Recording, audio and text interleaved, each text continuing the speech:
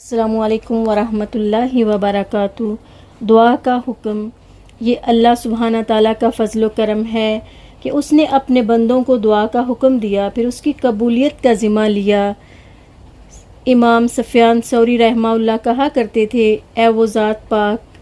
جسے اپنے بندوں میں سب سے زیادہ محبوب وہ ہے جو اسی سے مانگے اور کثرت سے مانگے،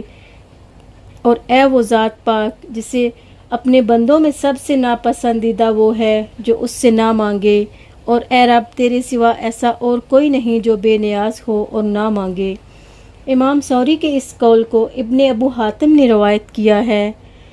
اگر تو اللہ تعالیٰ سے مانگنا چھوڑ دے گا تو وہ ناراض ہوتا ہے، جبکہ آدم کے بیٹے سے جب مانگا جائے تو وہ ناراض ہوتا ہے۔ قتادہ کہتے ہیں، کعب احبار نے کہا ہے، اس امت کو 3 ایسی چیزیں عطا کی گئی ہیں جو اس سے پہلے نبی کے علاوہ اور کسی امت کو عطا نہیں کی گئی تھی۔ نمبر 1، اللہ تعالیٰ جب کسی نبی کو مبعوث فرماتا تو اس سے یہ فرماتا کہ تم اپنی امت کے بارے میں گواہ ہو، اور تمہیں اللہ تعالیٰ نے تمام لوگوں پر گواہ بنا دیا ہے۔ نمبر 2، نبی سے کہا جاتا تھا کہ دین کے بارے میں تم پر کوئی تنگی نہیں ہے، اور اس امت سے اللہ سبحانہ تعالیٰ نے فرمایا سورہ الحج آیت نمبر 78 میں، وَمَا جَعَلَ عَلَيْكُمْ فِي الدِّينِ مِنْ حَرَجٍ، اور تم پر دین میں کوئی تنگی نہیں رکھی۔ نمبر 3، نبی سے کہا جاتا تھا کہ تم مجھ سے دعا کرو، میں تمہاری دعاؤں کو قبول کروں گا۔ اس امت سے اللہ سبحانہ تعالیٰ نے فرمایا سورہ مومن آیت نمبر 60 میں، وَقَالَ رَبُّكُمُ ادْعُونِي أَسْتَجِبْ لَكُمْ، اور تمہارے رب نے کہا ہے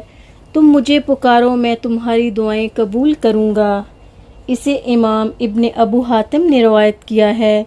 امام احمد نے نعمان بن بشیر رضی اللہ عنہما سے روایت کیا ہے، انہوں نے کہا آپ صلی اللہ علیہ وسلم نے فرمایا،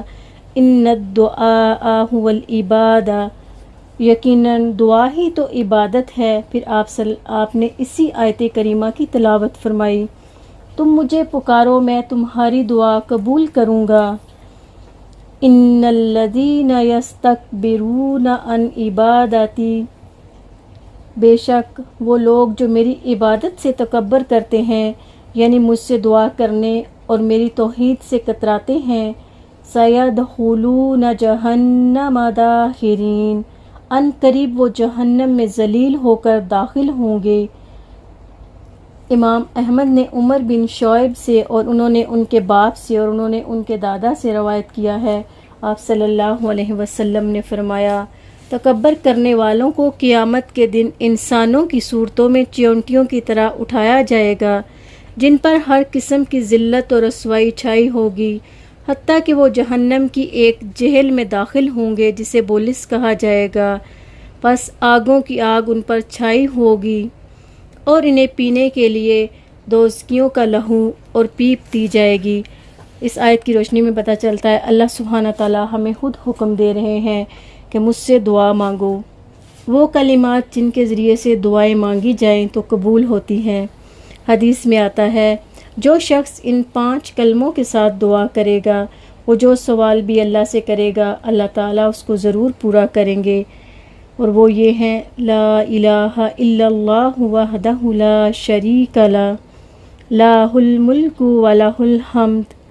وہو علی کل شیء قدیر، لا الہ الا اللہ ولا حول ولا قوۃ الا باللہ۔ پھر اسی طرح ایک دوسری دعا، اللہم انی اسألک بأن لک الحمد لا الہ الا انت المنان بدیع السماوات والارض